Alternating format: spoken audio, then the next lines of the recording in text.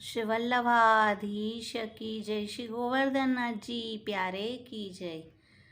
વૈશાખ સુદ ત્રીજ એટલે અક્ષય તૃતીયા। આ તે દિવસ છે કે જ્યારે અક્ષય તૃતીયા, અક્ષય લીલા, નવરંગ ગિરિધર પહેરત ચંદન। આ દિવસે શ્રી ઠાકોરજી, શ્રી સ્વામીજીમાં કોઈ માન નથી હોતું।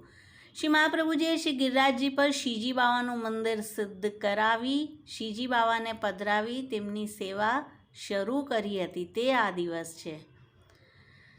શ્રીજી બાવા સફેદ રંગનો મલમલનો ચંદનની કિનારીવાળો પીછોડા, મસ્તક પર સફેદ કુલે, સિરપેચ, 3 ચંદ્રિકાની જોડ, શીશફૂલ અને કર્ણમાં મયુરાકૃતિ કુંડલ ધારણ કરે છે।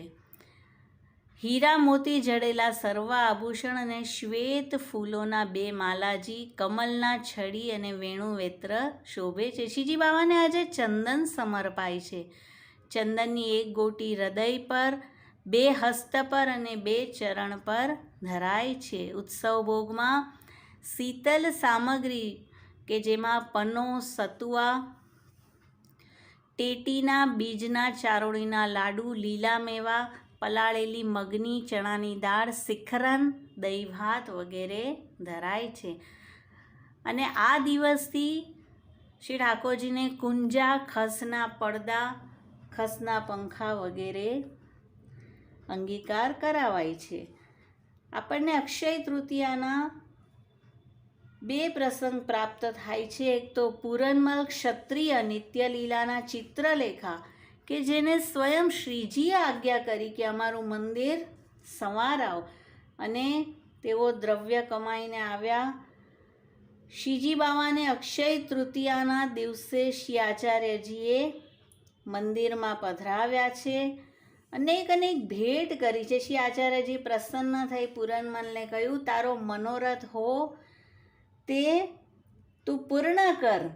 અને પૂરનમલે વિનંતી કરી, મહારાજ આધિરાજ, મારો મનોરથ છે કે મારા હાથે અતિ સુગંધ અર્ગજા શ્રીઅંગમાં સમર્પું।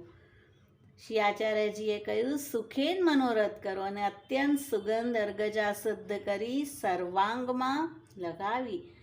નિત્યલીલાના ચિત્રલેખા છે, કુંજ સંવારવાની સેવા લીલામાં પણ મળે છે, માટે અહીંયા શ્રી આચાર્યજી કે જે શ્રી સ્વામીજીનું સ્વરૂપ છે તેમની કૃપાથી અર્ગજા લેપનની સેવા માંગી છે।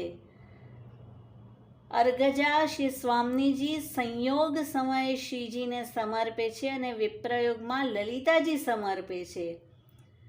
તો સ્વામીજીની કૃપા વિના આ સેવા ન મળે, માટે પૂરનમલે આવી વાંછના કરી હતી, અને પછી સતત માનસીમાં મગ્ન રહ્યા છે।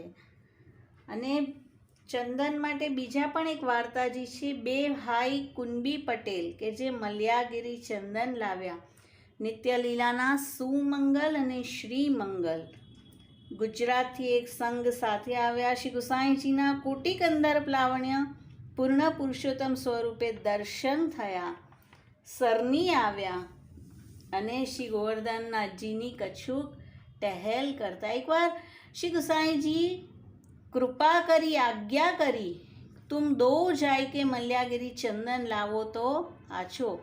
અને બંને જણા મલ્યાગીરી ચંદન લેવા ગયા છે। ત્યાં પહોંચ્યા, આખા શરીરને મઢી લીધું, કારણ કે ત્યાં અનેક સર્પથી લીપટાયેલા આ વૃક્ષ હોય છે, માટે એક ભાઈ ઉપર ચડ્યો અને તે ડાળીને કાટી, તેવું જ સર્પે તેને દંશ માર્યો અને તરત જ તે ત્યાં રહી ગયો। બીજા ભાઈએ ડાળ ખેંચીને મલ્યાગીરી લઈને આવ્યો, અને શ્રી ગુસાઈજી પ્રસન્ન થઈ આજ્ઞા કરી કે તું માંગ।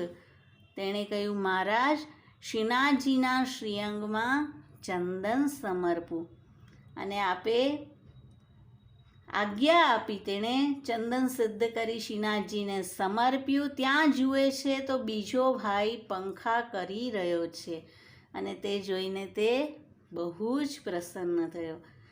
ગુરુની આજ્ઞા પર વિશ્વાસ રાખી કાર્ય કરે તો નિશ્ચય સિદ્ધ થાય, અને સેવા અર્થ દેહ પડી જાય તો શ્રીનાથજી તેને ક્યારેય છોડતા નથી.